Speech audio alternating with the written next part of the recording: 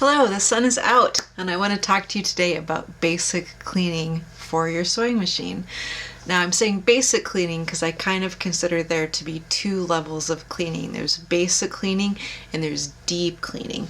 Basic cleaning you do more frequently, and then deep cleaning is less frequent. They're both very, very important, but the basic cleaning is something that you really don't want to skip.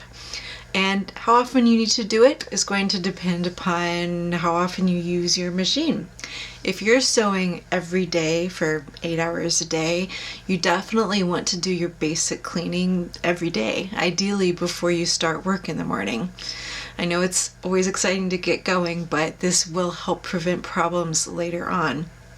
If you sew 2 or 3 times a week, you can save a basic cleaning for once a week, maybe the first time you sew that week. And if you just sew every once in kind of a long while, you want to do this before any sewing session. So what does basic cleaning mean? It's going to depend exactly on your machine. And if you have a manual, hopefully your manual tells you what you should and should not do with your machine. I'm going to show you today on a Singer Touch and Sew and a Singer 301 what basic cleaning looks like. And a lot of these same functions will translate over to pretty much any machine. What it comes down to is these are the parts of the machine that are really easy to access where you don't need a screwdriver. Let's go from there. Our basic cleaning toolkit is pretty simple. We need a nice, soft, clean, no-lint rag. We need either a brush or a vacuum cleaner attachment. I love this. It just goes right on the part of the vacuum that kind of sticks out, and then this little tiny piece goes in the sewing machine, so it's really nice. Do not use canned air, and really resist the urge to blow on anything, because your breath has a little moisture in it, and that's not great. We don't want extra moisture in our machines. And also canned air and blowing on things can sometimes drive any dust, lint, or anything that we don't want deeper into the machine. Well, it will be harder to get. So we want everything to be easy to get out. So you've got either your brush, which hopefully you can have a cool vintage one like this, or really anything as long as it's high quality and the bristles aren't falling out, or a vacuum cleaner attachment. And our last thing that we need is a little sewing machine oil. I like this kind of bottle because it's easy to use just a small amount of oil. You always want the smallest amount of oil possible to get the job done, because extra oil sometimes just kind of acts as a glue, gluing the parts of the machine together, and we definitely don't want that. Quick disclaimer here about frequency. If your sewing space is either extremely humid or extremely hot, you want to clean your machine even more frequently than normal, because those conditions are going to make the machine oil clog up a little bit sooner and attract more lint and dirt and dust and stuff we don't want. So just so that you know, whatever frequency you would consider normal for your machine, you want to up that if your space is humid or hot. Alright, this is a Singer 626 Touch and Sew, and not every machine looks like this, but most of these parts will be familiar. The very first thing is we've unplugged the machine and it's off and everything, so there's no danger of any problems with it running. So I'm going to start by just cutting the thread and unthreading the machine from the top.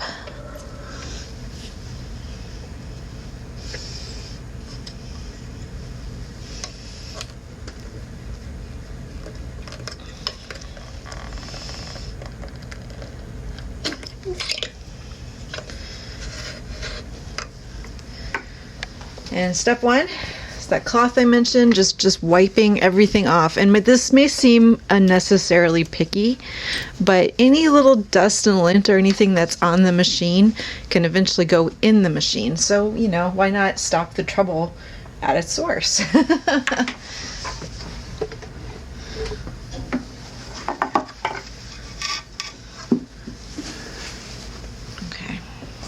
And then, very important, I'm going to take my cloth and I'm going to fold it along the edge there and then I'm going to work it into the tension discs. Foot of the machine is up. And you want to think of it kind of like flossing.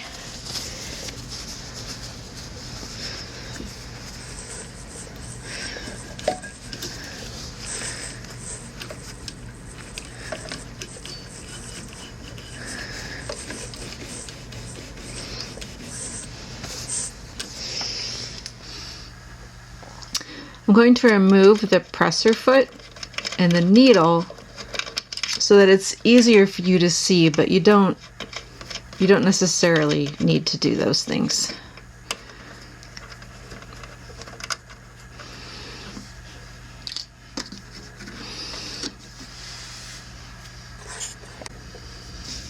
Slide open your plate to look at your bobbin area. And this is kind of an unusual machine. The bobbin was really only made this one way for this one machine, but principles are the same. I'm going to take off the plate that goes over my bobbin, and then I'm going to take out, come on, focus. Sorry, waiting for the, there we go. I'm going to take out the bobbin. Now, if you have a different style of horizontal bobbin, that all might look different, but the principles are the same. And in this case, I'm going to start with just gently brushing away any lint or dust or any weird stuff inside this area. And I'm going to see here, that looked pretty clean, but you can kind of see there's quite a bit of lint and dust in there. It's especially easy to see on this white machine. And then I'm going to just rotate the hand wheel so that I can really see every inch. And just brush that out really well. Beautiful sunlight today in the studio, which I'm enjoying, although I know you can see my shadow.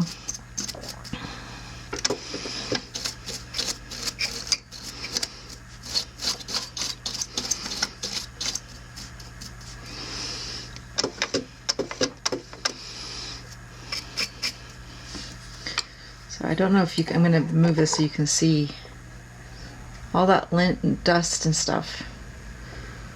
That looked pretty good when I opened it, but it was not as good as it looked.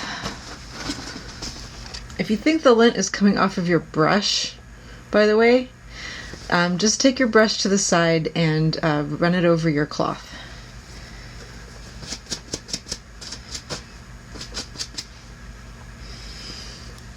You can see that my brush is not the source of all that junk, because you would be able to see it. It's coming from inside the machine. It's coming from inside the house. Okay. That looks pretty good.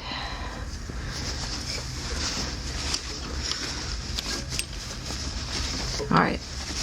Now, every machine will have a slightly different method for taking the bobbin case out.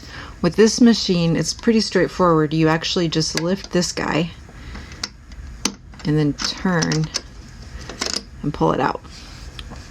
So this is my bobbin case, and this usually has at least one area on it that needs a little touch of oil.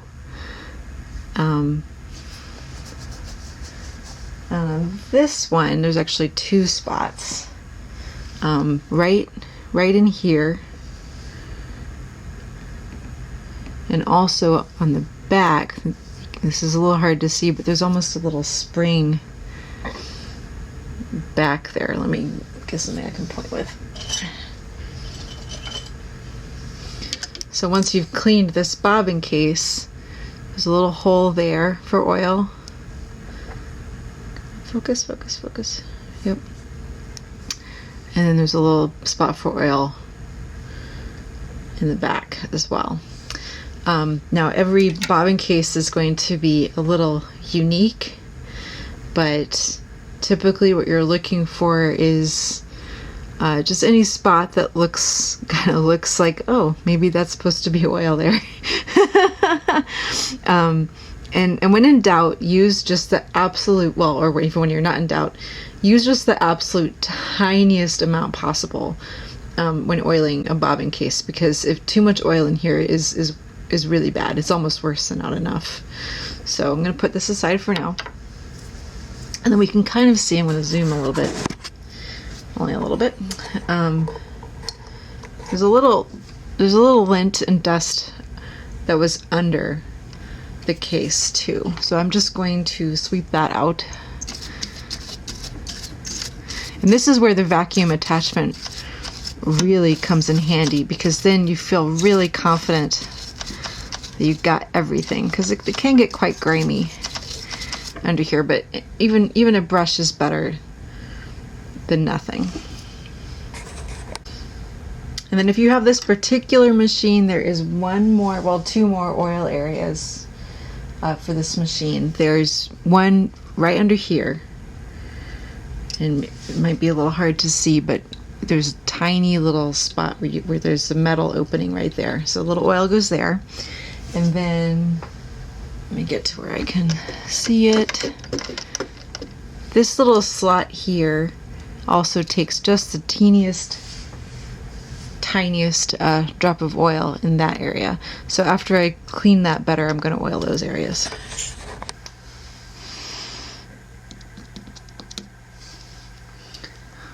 When I say oil, I mean really just a drop. I'm not even squeezing this bottle. I'm letting gravity do the work for me.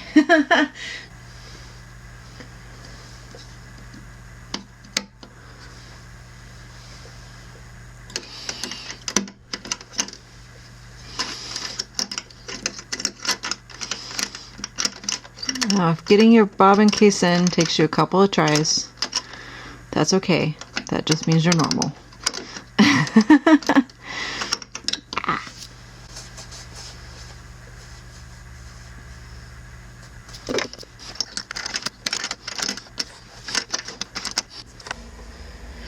This is the Singer 301, again unplugged for safety reasons, but I'm going to show you this one too because it has a totally different kind of bobbin setup. This is called a vertical bobbin. I'm going to zoom in here. Now your setup may not be exactly like this. In this case, the bobbin is kind of facing this direction versus the front of the machine, but it's called a vertical bobbin because the bobbin sits in the machine vertically instead of horizontally.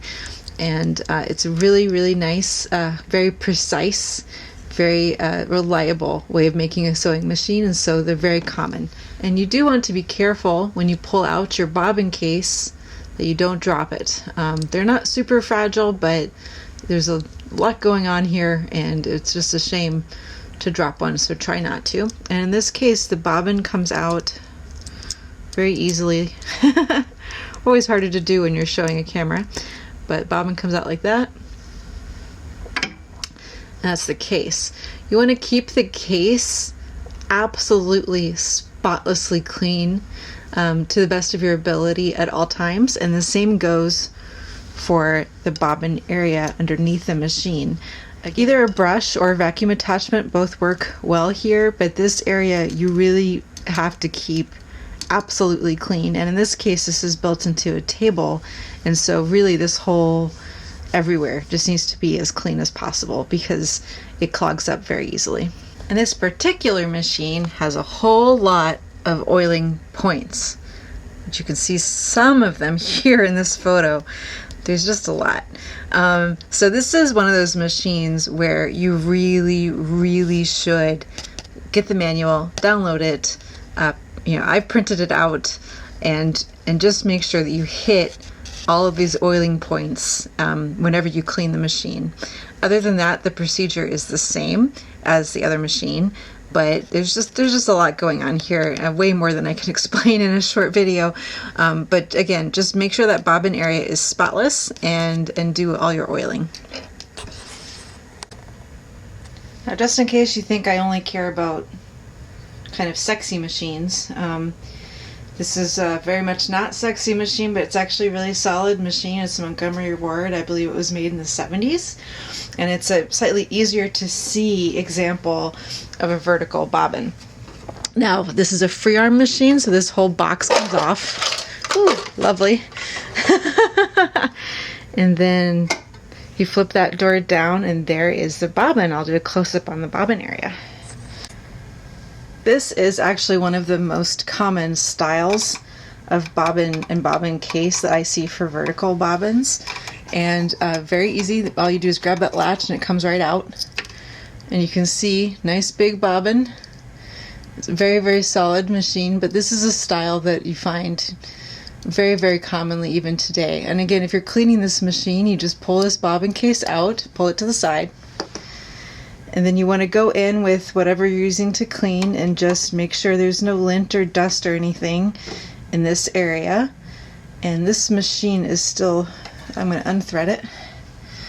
And you want to not just look once, you want to keep looking while you're turning the hand wheel. And alright, that looks pretty good. Now this machine does have pretty easy feature for taking out this part of the machine, and of course if you want to be really thorough, you can remove these two screws and take off the needle plate, which will reveal often there's a little bit of lint and dust right under here, which can really cause problems. Now, I'm not going to take this out today because this can be a little bit weird getting it back in, but just as a pro tip, if you're going to flip these levers back and take part of this machine apart, take a picture of it first, because then putting it back together will be a lot easier. And to reinstall this bobbin, I'm going to kind of try to hold it by the latch. Slide it in here, and you probably can't see this, but there's a teeny tiny slot under here that this finger has to go into. Once I have it in, I do like to kind of push on it, make sure that it's really in there, and that's nice and solid, so I'm going to leave that.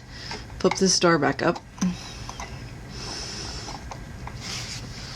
Final thing to check as you are quick cleaning your machine is, does this door come open easily? And by easily I mean without a screwdriver.